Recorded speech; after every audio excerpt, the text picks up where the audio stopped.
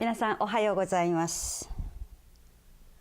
政治家というものはどういう気持ちで、そしてその自分の選挙区のために働くのか。今日はですね、スタジオの方に1984年に初めてのマイノリティから選出されたトーランス市の市会議員、中野ジョージさん。この方にいろいろファミリーヒストリーから政治生活とか今後の考え方とかいろいろ伺いたいと思いますので。Very nice to meet you, Nakano-san. It's my pleasure to be here. I have known you in the community for so many years. Since 1984, you first time got elected on the city council. Yes. But you're so low-key and always the same smile. You keep the same smile today and 30 years ago. How do you keep yourself so calm and peaceful? Well, I think part of it is the Kendo training. Kendo. The self-discipline. Martial art. Japanese. Being respectful. When did you start at the Kendo? Actually, in 1959. Well, that's a long time ago. What made you feel you want to learn Kendo? Were your parents? Well, I was impressed with the emphasis on honor, self-discipline, the etiquette. Is that all come from your family value, your grandparents when they came to this country? That may be part of it, but also comes from reading about it. The fencing part is the process to achieve those things, and that I was impressed with what comes along with the requirements in practicing Kendo. And so in 1959 was my first year. I began that in the Gardena Kendo Dojo. Do you think, the Japanese way, the martial art, Kendo, Judo, and Aikido, do you think this kind of Japanese traditional martial arts fit into American society? Well, it doesn't when you look at professional football, where the person who makes the touchdown is full of exuberance. And a lot of times they demean the person who lost out on the tackling the person who made the touchdown. Those kind of things are strictly prohibited in Kendo. And I know that even in sumo, in Japan, other so-called martial arts are part of the Budo philosophy, where you don't demean the loser, you don't show exuberance when you win, that you maintain your self-discipline and be very respectful. And dignity too. Yeah. But there's such a different culture between Japan and America, and yet, Nakano-san, you maintain the way your Kendo spirit all these years since 1959. And I really give you a respect, because a lot of time people tend to forget about it because the current situation is more important than talk about the philosophy or tradition. And I'm really interested in how do you maintain and keep all this past almost a half century, more than half century, and still look the same, act the same. Well, Kendo is part of your life. So it's how you live, and hopefully you're able to maintain the that philosophy. So when you're in the public office, you go to meeting or assembly. Eventually, you were elected as a state assembly. You have to fight with a lot of things, and then opponent that try to fight with you too. And you meet with people one-on-one and explain your position and the reason why you're advocating something. And the important part is that you have to be honorable about what you do. Or what you believe. Yeah, if you happen to change your mind, that's one of the things they say. You let the person know that you changed their mind. You don't surprise people, especially when you're in public office dealing with certain issues. Also, I was kind of interested that 1984, it's already since the civil movement, more than 20-some years, and Torrance has so many minorities in there, and why so far no minority got elected to the public office until your appearance? Well, even when there are many minorities now in Torrance, in fact, if you look at the school district in Torrance, the largest group are the Asians. There are more Asians in the Torrance School District than whites. And among the Asians, the Japanese has the largest population, and I believe it's the Korean and then the Chinese. But among the Asians that I have encouraged to serve on a city commission, hoping that some of them would run for city council, people that I have respect for that have volunteered and in the community, those are the kind of people that I tend to look for because they're giving part of their time volunteering and providing service for the community. And but many of them don't have that interest in running for public office. No kidding. And so it's very difficult. Well, I thought Americans are more devoted to community service than Asian Americans, than Asians who just came over from their countries. So it's kind of a surprise to hear that, but Nakano-san, after commercial, I would like to ask you, what made you feel you want to serve the public office? Thank you so much. After commercial, let's talk about it. Thank you. Okay, Nakano-san, I believe before you run for the public office, you were having your own career or your business, everything. What made you feel you want to run for the public office? Well, I felt that, well, first of all, it wasn't my idea. Really? I was recruited by two attorneys who were representing the Gardena Valley Japanese Cultural Institute.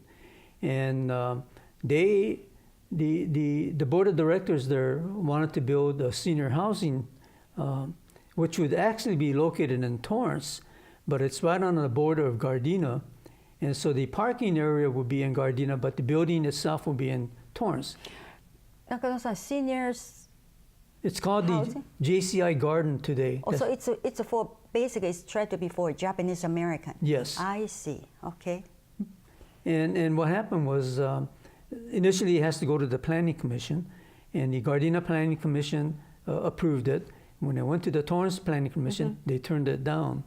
Why? And the explanation was that some people complained that it's going to bring in traffic, maybe undesirable people. Right. Well, you know, it's a senior housing. They're not going to be driving. But anyway, so the two attorneys who were representing the Gardena JCI appealed that decision to the city council. So now it goes to the city council for final deliberation. And then they lobbied the city council members as well as the mayor, and they unanimously overturned the planning commission decision, and they approved the project. And that's why you see the JCI Garden today. But it also sent a message to the board of directors of the JCI that if there's another issue like this in the future, with at least the Japanese American population being about 15% at that time, who do we go to? There's not a single person on the city council who is Asian. And that is when I got a phone call from Vince Okamoto asking me if I would consider running for city council. Wow. And the two of them, his law partner, Ron Wasserman, the two of them have experience running people for public office. So they ask you, and you say, okay. You know, I said, well, let me talk it over with my wife. And That's most given that I've been important. involved with Kendo, I was also involved with the Gardena Pioneer Project, among other community service organizations. And I felt that being in public office is going to be much broader, and you also have probably a much more clout as to what you could accomplish. And so for that reason, and I knew that once you make the decision to run, you can't back off. And anyway, after speaking to my wife Helen, we decided that I will pursue running for office. Have you ever thought you would be elected? Well, it was kind of discouraging when I couldn't get a single person on the city council to endorse me, and That's including true. the mayor. Yes. So, nevertheless, But I'm going to run, I'm going to win. Is that how you felt? Well, because Vince Okamoto had run for Guardian City Council, and he came in first in 1976, and he unseated the incumbent. Mm-hmm. And then Fumi Wasserman, who's the wife of Ron Wasserman, ran for the Torrance School Board in 1980, and she also unseated the incumbent, and she came in first. That encouraged you. Between the two of them, they also ran Paul Bonai's campaign, his first campaign for the State Assembly in 1972, and he won the seat as a Republican in the Democratic district. Paul Banai, so natsukashi name. How is he doing? I haven't seen him lately. I think Really? he's not coming out like he used to. I see. Well, it's, for people willing to come out to run for the public offices, I don't think it's so easy. And I really give you a credit. And besides, you have your family, you have your business, you have your community service, everything, a lot of things to do. And yet you still come out. It's because you don't think that it's right, that why this project cannot be passed in Torrance. Yes. So why not you got elected? So did you push it through? Of course you did. That's why today they have that facility over there, right? Yes. So when you think about, it's almost 30-some years ago when you first time got elected, 34, 35 years ago, do you still remember your first day you show up to the office or the city council? What kind of feeling you had? Well, it's a whole new experience. I bet. And that now you are also going to be watched by the public. Yes. And you want to be not only responsive but approachable for people to come to you when there is a problem. And so, especially in Torrance, when you had a lot of issue with sidewalks, view blockage, those kind of issues, you need to step right into it and try to find resolution.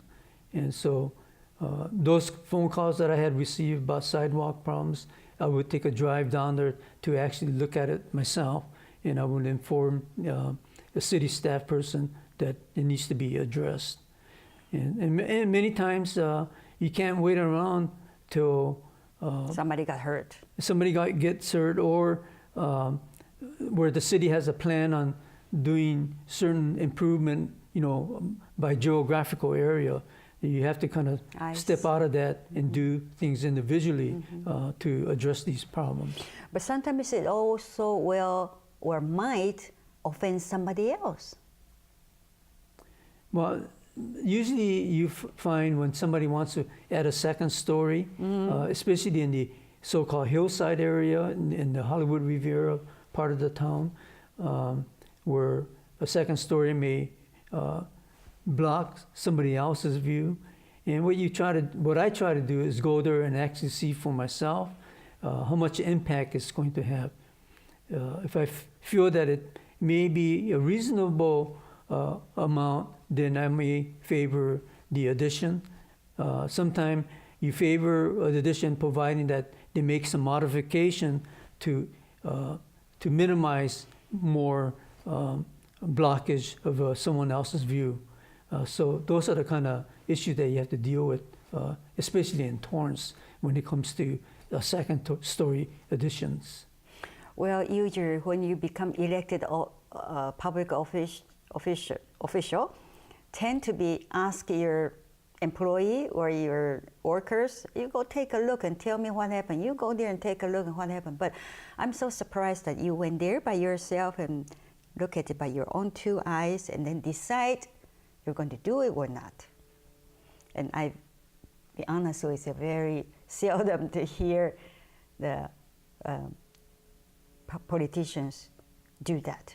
Sometimes, on a positive note, we have a cultural arts center in Torrance, and one of the things that was not funded when that was planned was the Japanese garden, and the reason was that the Gardena Gardeners Association said that they would build it for us.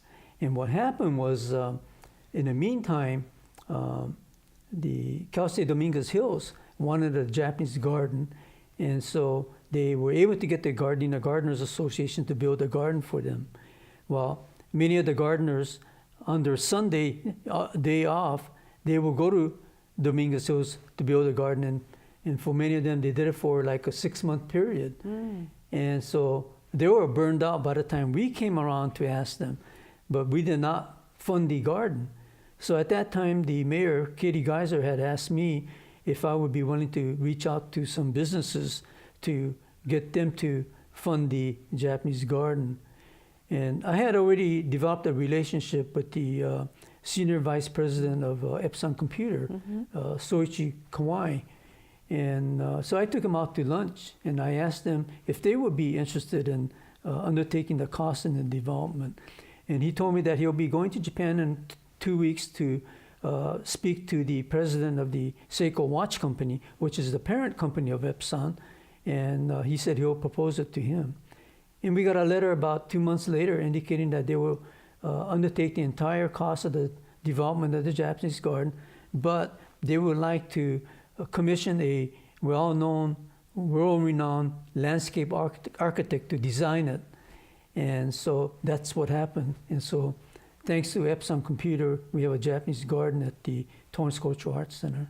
Very good to hear that. Well, Nakano-san, time flies. This week we finished our talk, and I would like to continue next week and talk some more about your personal life or your ancestor story, if you don't mind. But thank you very much for this week. Oh, you're welcome. Thank you.